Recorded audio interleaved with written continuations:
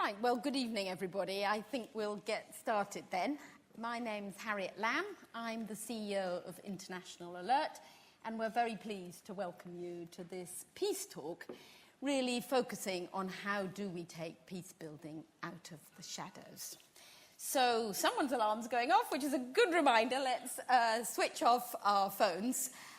Although I do very much hope that during the beginning, the first half hour, you will please feel free to tweet away if that's what you'd like to do.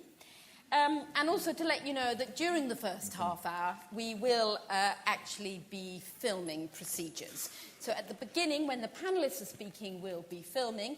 And then when they've finished and we want to really open it up to all of you to join in, at that point, we will turn off the cameras and ask people not to tweet.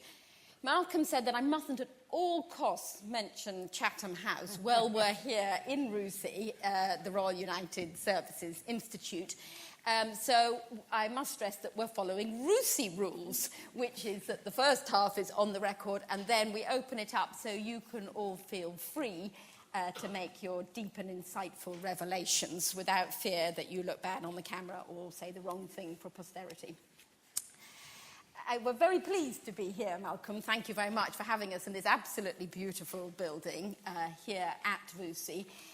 And the good news is we're bribing you to stay to the end because actually at the end we will be serving drinks on the second floor in the library, so you'll also get the chance to go up there and see the very beautiful library as well. But first, let's get down to business. We've got 3 speakers tonight who really know their stuff. So I'm very pleased to introduce first Phil Vernon, who is the Director of Programmes at International Alert, where he's worked for over a decade now, following many years working across the world, including in many countries in conflict, from Rwanda to Mali to Uganda. And he wrote the report, Redressing the Balance, that we will be debating tonight. Then, next to Phil is Zora Bauman. Zora is a feminist from Afghanistan, a researcher and writer who actually started as a child activist countering the Taliban and has researched security sector reform, peace processes and negotiations with the Taliban in Afghanistan, currently based at the University of Sussex. And next to me, we have Malcolm Chalmers, who is Deputy Top Dog here at RUSI, and also Brain of Britain on all matters to do with UK defence and security sector. He's worked for Bradford and King's Universities, he's worked for the Botswana government, and he's also advised the Foreign Secretaries Jack Straw and Margaret Beckett MP. So you can see that we have 3 wonderful speakers who are going to share their insights with us for the first half hour. And then we're going to open it up for 1 hour for debate so that you all really have a chance to comment and contribute. Please, as normal, introduce yourself when you have something to say. And we really do want to encourage vigorous debate. In fact, if we end up all violently agreeing that peace building is the solution to the world's problems, Phil and I will probably go home and cry. We really want to subject peace building to the same rough and tumble of political and policy debate that other areas of government are used to doing every day and therefore sharpen and hone their arguments. And perhaps one of the problems is we haven't had enough of that kind of vigorous debate about peace building. And Phil has actually said that he really expects tonight to not be able to answer some of the questions or comments. So it would be a shame to disappoint him. It's best to get that out. And we know that some of the recommendations in this report are not yet 100% right. They're not yet perhaps sharp enough. And that's why we really want to open up this report for debate, for discussion, for you to write blogs so that we can improve and go on improving our recommendations and perhaps bring out a second version and a sharper version next year. And so on that basis, I suggest that we get started. And I guess we have to kick off with the question, well, this is the first time that most of us of our tribe have come together since some rather big changes in the Department for International Development. So I guess we have to start, Phil, with that point, really. And let's imagine that you tomorrow morning are lucky enough to pop down to Diffit and you bump in to the new Secretary of State. We've gone from Preeti to Penny, and you've got that chance in the lift with her going up to the top floor. What are you going to tell her? Thanks. I think I'm going to, first of all, congratulate her, obviously. I'm thinking probably 4 things I would tell her. The first thing is I would say, as you probably know, Secretary of State, with your military background, and you work with disabled veterans as well, peace seems to be on the retreat. So after the sort of successes, after the end of the Cold War, where we saw the number of conflicts in the world going down from, let's say, roughly 52 to around 30 by about 2010, now there's been this really steep increase in conflicts. And of course, if you just count the number of conflicts, it's probably a mistake, because the conflict that's now going on in Mozambique is a 1, and the conflict in Syria is a 1, but the conflicts which we see at the moment are of very high magnitude. So not only the numbers of conflicts, but the volume and the magnitude of conflict is going up. So peace is going down, conflict is going up, battle deaths are going up. I think 11 million people displaced last year. All these are sort of increases or highest ever numbers. So that's the first thing I would say. Luckily, I would say, there are ways to deal with this which your department can support, and we call that peacebuilding. I won't explain it to you now, Minister. You probably know a lot about it already. But what we know, and we've just published a great report, which I'm hereby giving you, is that peacebuilding actually works. It doesn't always work, just like nothing ever always works. But we have a lot of examples of how peacebuilding has worked and is working from all sorts of different contexts around the world. So this is something that you can really support. And you can support small-scale peacebuilding in communities in eastern Congo. You can support reconciliation in Rwanda. If you want to work on a higher level, you can support political parties in Lebanon who NGOs have brought together to improve the way they work together so that politics in Lebanon can be improved. And then, of course, you can support some of the many efforts which have gone into making places like Northern Ireland far more peaceful today than they were 20 years ago. Or Nepal, far more peaceful today than it was 15 years ago. Or South Africa, far more peaceful now than it was 20 years ago. I know, Minister, you're going to tell me that none of those contexts are yet out of the fire. There's still a risk that all of those 3 contexts could fall back into conflict. So we must continue and sustain that process. So the third thing I would tell you, the Minister, is that not only is there an increase in the need for peacebuilding, but there's a really good evidence that peacebuilding very often or usually works. I would say, therefore, you've got to play a leadership role in your department and in government in increasing the emphasis on peacebuilding. And that means everywhere where there's unresolved conflict and where the UK or its allies or international organisations that is supporting are active, the peacebuilding lens and the peacebuilding goal should really be one of the main things that you're using to think about what you should invest in and what you should do. And you need to sustain that over a long period of time.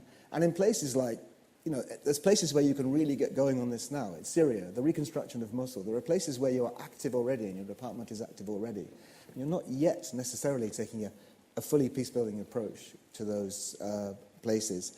And I would have to say that you need to increase the amount of expenditure on peacebuilding. That's not the most important thing, but it's critical.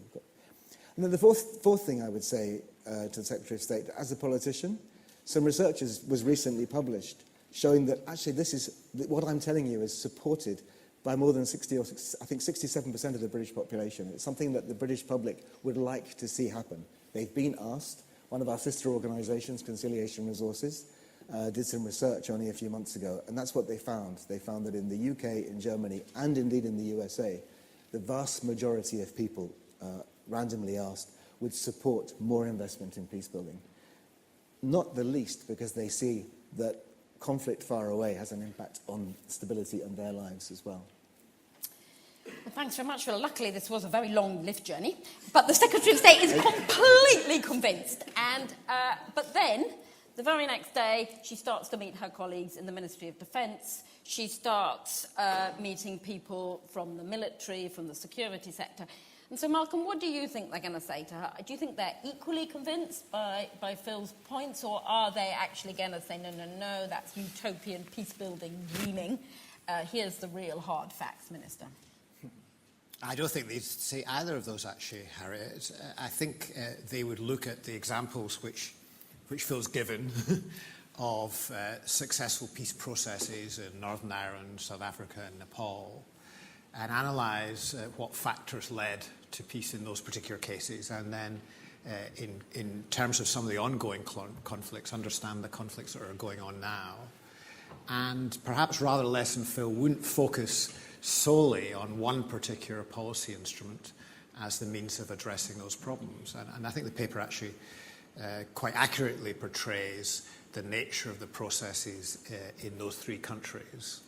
And one of the critical factors in all three of those cases, Nepal, South Africa and Northern Ireland, is what Phil called a mutually hurting stalemate had developed in terms of the military conflict, typically between a government and an insurgent group, where both sides felt that they could achieve more from negotiation than from continuing the violence.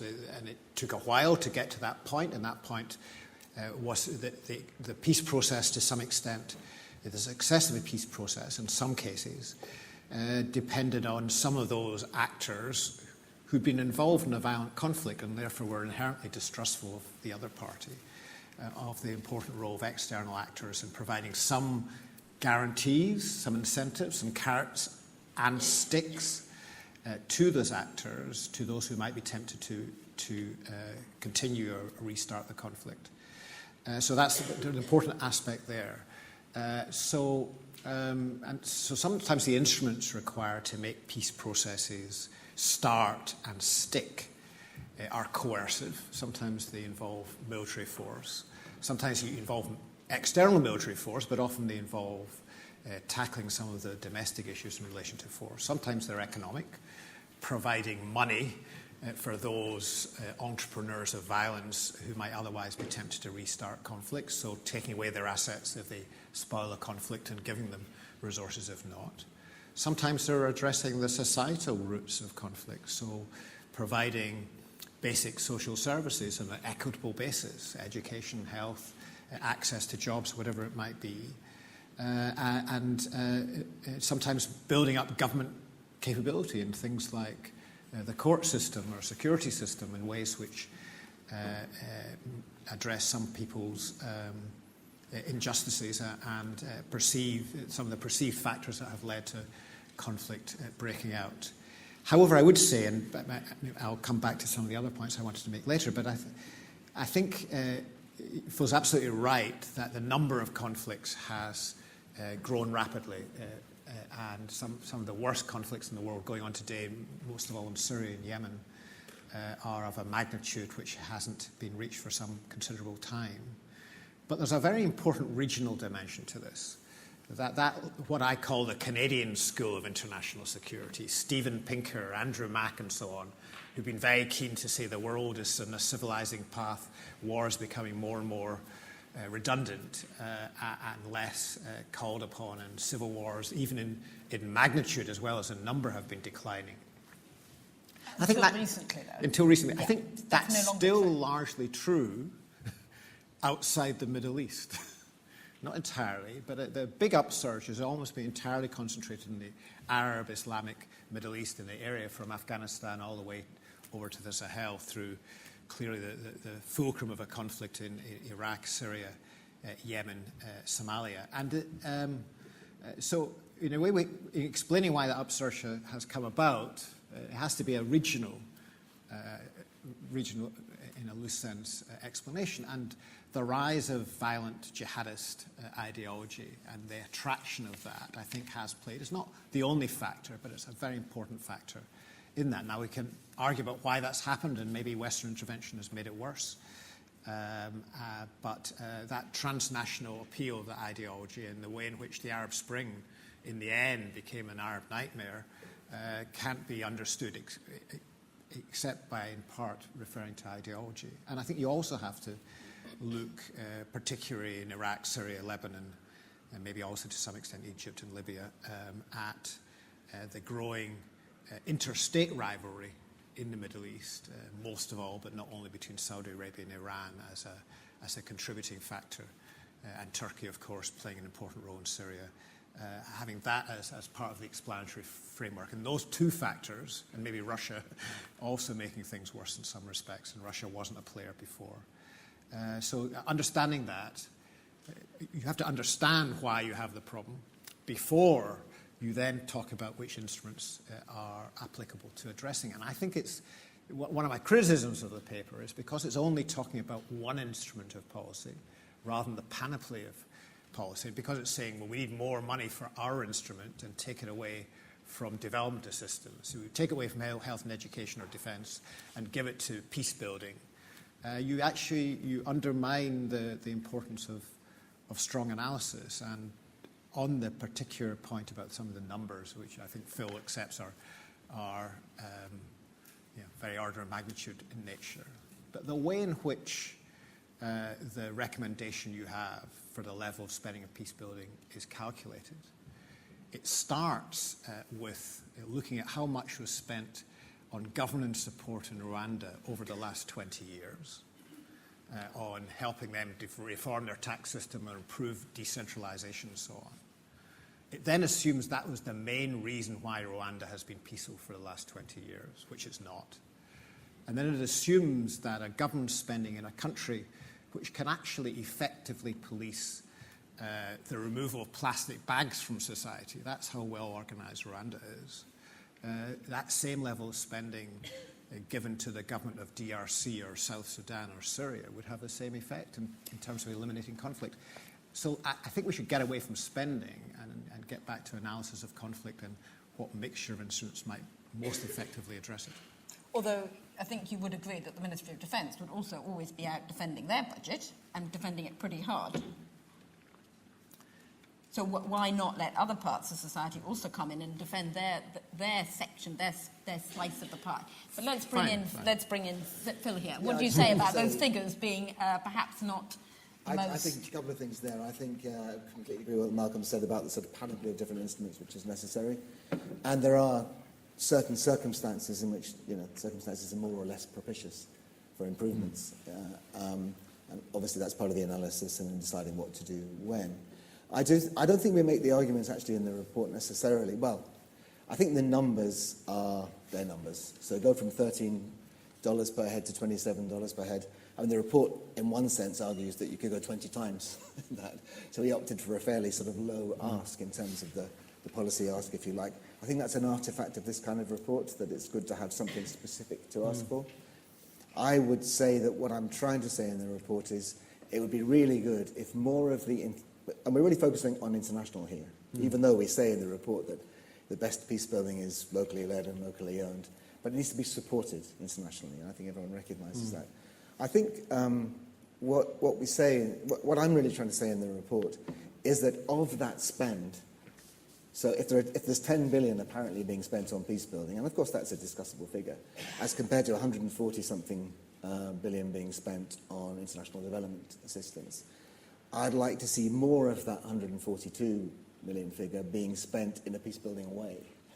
It doesn't necessarily have to be taken away from anyone to do that. I think one of the messages of this analysis is that peace-building can be done by pretty much anyone, provided that's what they're setting out to do. Now, you've got to have the purpose of trying to build sustainable peace in order to make that likely to happen. The military can contribute, diplomacy contributes, international development contributes, already does, and contributes a lot more. I think the key point is when one is intervening in, let's say, Syria, at least hold up the peace-building analytical lens and say, what does peace-building tell us we ought to be trying to do here, albeit hard, and let's be trying to do it now before that mutually hurting stalemate comes in, so that when that happens, there's more likelihood that the peace will come. Sure, no, I agree with that. I think we're going to come back to the question about levels of expenditure and the piles of cash in a minute, but I think I found first to bring in Zora, so we go from those arguments about the money down really to the reality on the ground, actually. And you've researched how to negotiate with the Taliban. That's a pretty acid test. Would the peace-building approach stand up to that reality? Well, the negotiation with the Taliban was one of the key policies that was pursued from day one of the intervention in Afghanistan. It was championed by Karzai, the former president of Afghanistan, and it was pursued by the international community, by putting money in and putting diplomatic energy in. And through years, it built a lot of trust among people. So it went from something that was completely impossible to something that is largely acceptable. But how it happened, or whether, I personally do not see it as a peace-building measure the way it's defined in the report, because it is being taken place in a vacuum where people that are going to be affected the most by negotiation with the Taliban are not actually part of the negotiations. Being on the negotiating table has become one of the carrots. And this carrot is being given to the other parties to the conflict. Whereas people like employed women who are likely to lose their jobs if the Taliban take a chunk of the power in Afghanistan, they're not largely being co-opted into this discussion. The media is not being co-opted into this discussion. That are probably one of the most positive stories that have come out of the last 15 years in Afghanistan. Freedom of speech, and that's being protected by the media. That is in danger. That's not being taken into consideration. Ethnic minorities that were targeted because of their religious beliefs and so on, they are not being co-opted into these discussions. So whereas this is being, I would place negotiating with the Taliban alongside the military solution, but not as a peace-building effort as such. And have you seen peace-building approaches working in Afghanistan? Now, peace-building, it is really interesting in Afghanistan. When I was reading this report, I thought, have I ever heard of the word peace as a policy in my country? Because when you think of Afghanistan, you usually think of war, but do you also think of peace? And in the last 15 years, what have we done to achieve that? So I went through all these different social media accounts of the government, and I went through some of my notes, and I noticed that the word peace is always used to define the relationship of Afghanistan with its neighbors or with international terrorist organizations, but building peace within the community is seen as a development activity rather than as a state building or a nation building activity.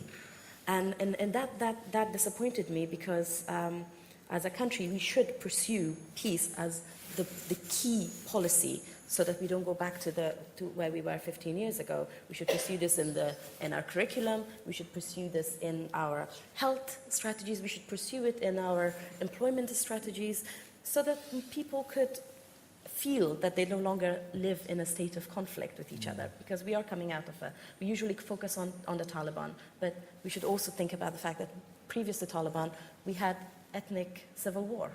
And those things are being carried forward. So I think there's a lot that could have happened. Now, where peace building has worked is at micro level, at very micro level within villages and so on. I was very fortunate to have interviewed some former Taliban members. And there, the informal, very traditional Afghan way of building peace, where the community comes together and works on individuals or small groups to give up arms and come back and join the regular peaceful society. Those things work.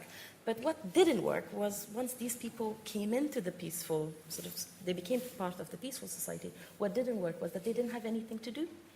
They didn't have employment, they didn't have any opportunities, and then they could be sucked back in. And here I also noticed the role of women.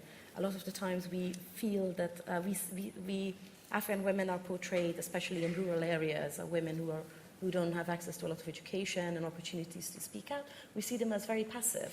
But when I spoke with these former Taliban soldiers, they usually talked about women in their lives and in their communities as one of the pull factors to give up their arms and join the peace process.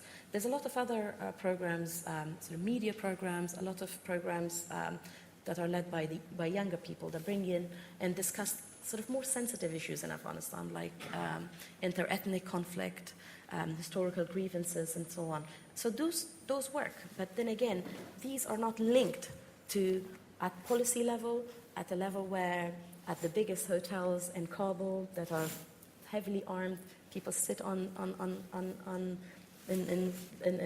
the table and talk about the future of the country. So there is this disconnect where peace building is something local, small, funded by smaller NGOs and pursued by smaller NGOs and more sort of idealistic people, whereas real development, real progress, real state building happens in Qatar or in Pakistan and in Washington. And this is something that needs to come together for all of the different options to work. I think that's really putting your finger on a really interesting issue there. How do we take peace from the local level to peace writ large? And I wondered, Malcolm, sort of listening to that and thinking about the Chilcot report, which focused on the lessons learned from the Iraq, and that appeared to point to the need for more peace-building type approach. Do you think we could take the same lessons from what's happened in Afghanistan, where, let's face it, the history of military intervention is not covered in glory? That's a great question. I think one of the lessons of Chilcot is that it's very difficult to intervene with any policy instruments, for outsiders to intervene in another society with all its complexities. You just touched on the complexity of Afghanistan. And Afghanistan's a country with which the UK has not been unfamiliar in the past. I think this is the fourth war we've fought there in the last 150, 200 years. And so, but even then, it's very difficult for our society with the sort of instruments we've got, peace-building instruments as well as military instruments and development. And in Afghanistan and Iraq, the level of resources expended, military and non-military, by the United States and European countries was very considerable indeed. It was a priority. To some extent, Afghanistan, I think, still is in terms of the amount of money. Yeah, I think the amount spent in Afghanistan just by the US is the same as spent in the whole of Europe after World War II, isn't it? And yet, massive amounts. With what results? So money is clearly not the answer. And I think part of it, Chilcot, is think twice before intervening at all.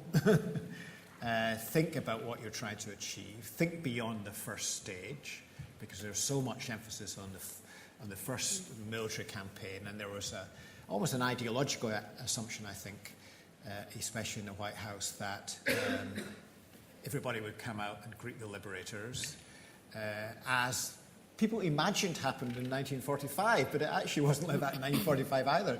In Germany, there was a lot of effort in terms of countering remnants then, and so it wasn't like that, and we should have known. And people with and I think one of the category mistakes Western powers made, and I mean others will be very familiar with this, especially maybe in the UK, is that we often cast back to our own colonial experience of counterinsurgency and forgot that in Iraq and Afghanistan, albeit for a short period of the occupation authority initially, we weren't in the government.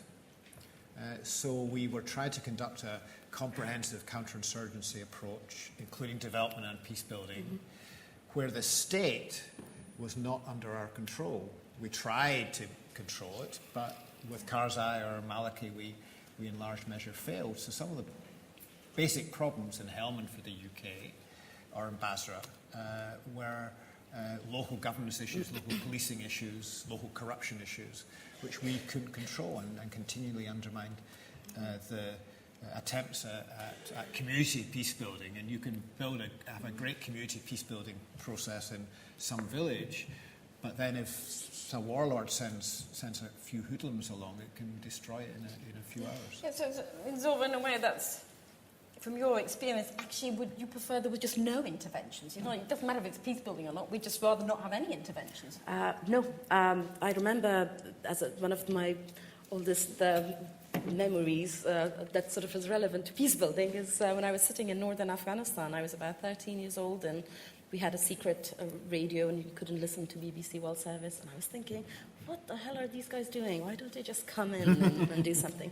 And a lot of people did think that. I was there until the last few months of the Taliban government, and I actually got a Taliban-issued passport, and I got a visa and came to the UK. So I actually speak from experience. And a lot of the people around me did think that. Remember that the life under Taliban rule was very similar to life under ISIS rule. We didn't tweet, we didn't Instagram, and we didn't have opportunities to express ourselves, but we were there and we were suffering. And so I agree that in situations like that, there's need for military intervention. But picking something up here, I'm sick and tired of being told that my country is different. We're not different. We're not difficult. We are a country like the UK and any other country in the world where a educated, albeit minority, want progress. And they should have been the counterparts to internationals that came into my country. But we weren't. The educated, the ones that could have taken Afghanistan towards peace, we weren't selected. We were selected as technocrats to fill in forms, to translate, and so on. So our thinkers were reduced to technical staff, whereas the power was given, the carrots that we talk about, the carrots were given to the donkeys, and they were given the power to actually lead. So if we were, so I think it's really important, when you talked about colonial past, I see it differently. I see it that we are carrying, in the West's relationship with Afghanistan, we are carrying that image of this Afghan man in black and white sort of photograph on a horse with his wife sort of fully covered, and we feel that we are still talking to that guy. We will be talking to that guy if we only choose to talk to that guy. And I'm not saying we shouldn't be talking to that guy. We definitely should talk to that guy. But we should talk to somebody who would authoritatively able to help us understand that guy and help us make sure that that guy does not get sucked into an ideology of jihadist Islam, but gets into an idea that he's going to be co-opted into a civilized community and he deserves to be part of this. And I think that's what went wrong in the way we are treated in Afghanistan. I remember talking in the early years, I was about 17 years old, I was in the UK, and I went to talk to soldiers that were about to be deployed in Afghanistan. And seriously, it felt like they're being put in a time machine and going back. And I felt that sort of higher up in the ranks, it was the same feeling. That's why when they went in, nobody knew what to do. And when you talk about warlords, at the very beginning, I wasn't part of the Bonn conference, the historic conference that established the post-Taliban government. There was so much hope. There was so much positivity. But once everybody got onto a plane and went into Afghanistan, everybody dispersed because the internationals decided to only deal with people that they felt were their counterparts, and they were the warlords. So the warlords had momentarily, for a few weeks at least, lost the power, and they were absolutely ready to do whatever they were told, to be led. But then they were put in leadership positions as well, and that's one of the key issues that has caused where we were at the moment, where we are trying to firefight rather than build a nation. Now, both Malcolm and Phil are dying to come in, but I also want to make sure that you all have a chance as well. So I'm just going to do a first check. Is there somebody who would like to ask a comment? Or yes, sir. So we have microphones coming down, and we're going to turn off the cameras and stop tweeting. Thank you very much.